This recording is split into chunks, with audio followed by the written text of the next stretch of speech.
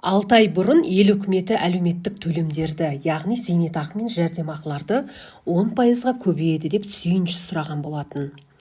Қуанатын емес, өкінетін жағдай сияқты. Баға аспанға ұшып барады.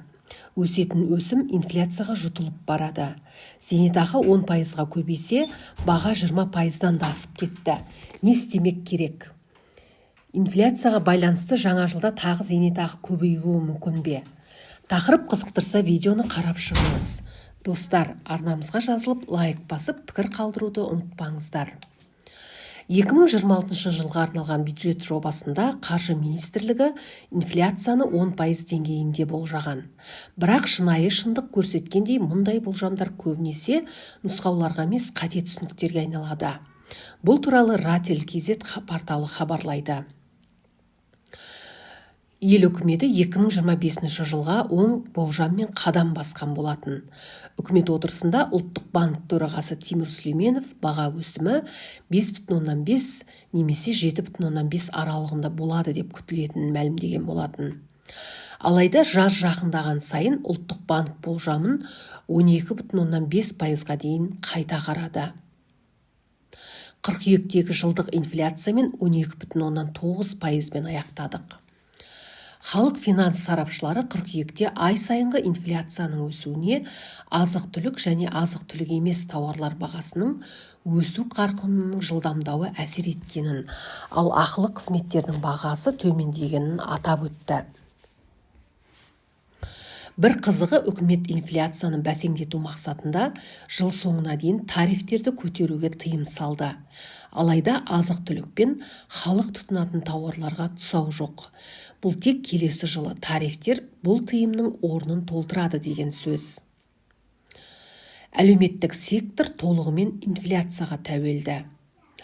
Келесі жылы зейнетақы, жәрдемақы және ең төменгі күнкөріс деңгейін тура 10%-ға арттыру жоспарлануда.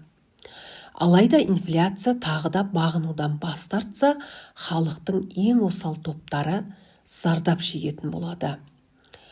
Ең төменгі жалақы 85 мың теңге көлемінде өзгеріссіз қалғанын ескерсек, ең төменгі жалақыға жұмыс істейтіндердің кірісі қазірдің өзіне инфляция деңгейіне дейін төмендейді.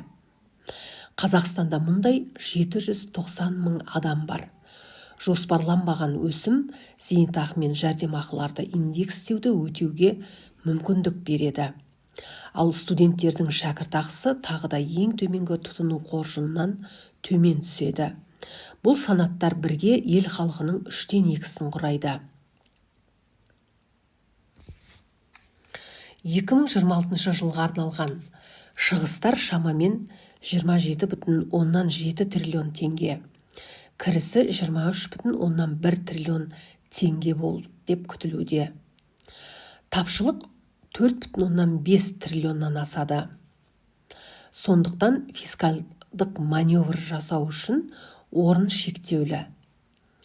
Одан да аз құралдар бар. Үкіметтің қалауы бойынша бөлінген 500 миллиард теңге резервтік қор қарастырылуы мүмкін. Бұл қор әдетте 2024 жылға су тасқыны сияқты төтенше жағдайларды жоюға арналған. Жылдан жылға азайып бара жатқан ұлттық қор да бар. Үкімет келесі жылы оған тиіспейміз деп уәде беріп отыр.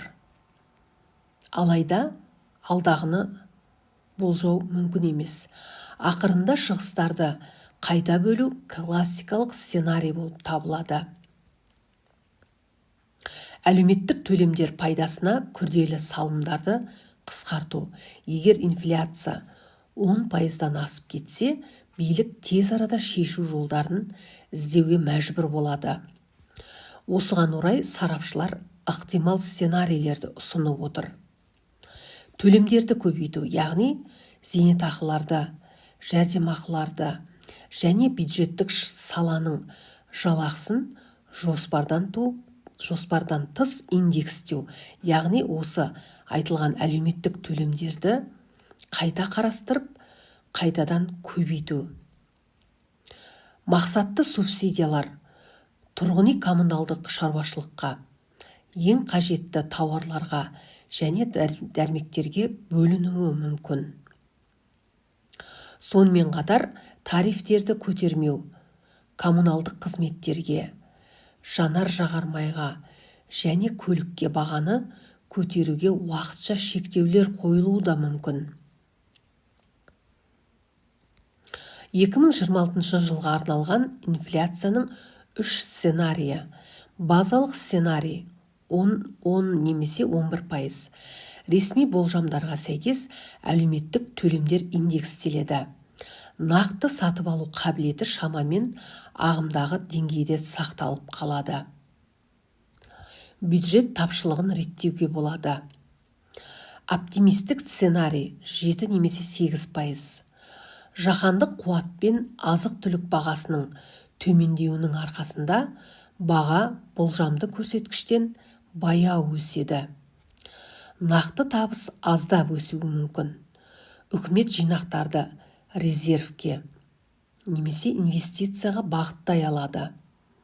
Стресс сценарийі 12 немесе 15% және одан да жоғары. Инфляция сыртқы күйзелістерге байланысты жеделдейді.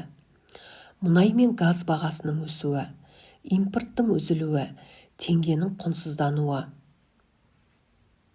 Зейнетақылар, жәрдемақылар, ең төменгі жалақы бұдан былай қарапайым тұтыну қоржынын да қамтымайды.